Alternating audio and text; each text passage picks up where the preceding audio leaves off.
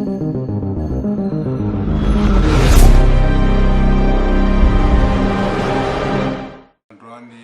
zoma faha-telopolo volana septambra tokoa zany a taona roa amby roapolo sy roa arivo no namoahana an'ireto andihy amin'ny fahaenina reto.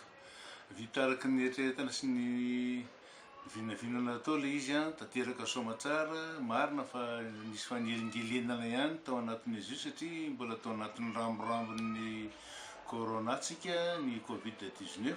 Nefa na izany na izany ary dia vita soamantsara satria vita soamantsara ihany koa, tanterana soamantsara ny taom-pianarana nandritran'izay telo taona izay. Dia androany ny fotoana namoahana azy ary dia mivoaka soamantsara izao ny rahantsika nahita dia izao ny famoahana azy.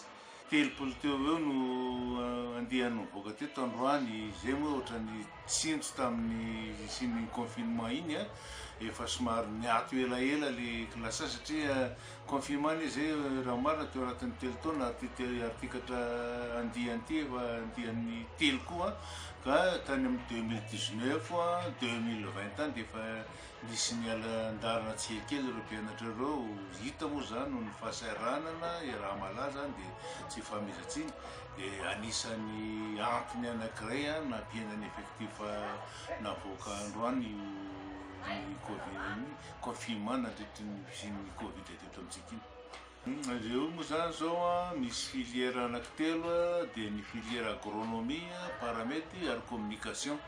Ny filière agronomie dia nampitoray ny anarana hoe vahatra, ny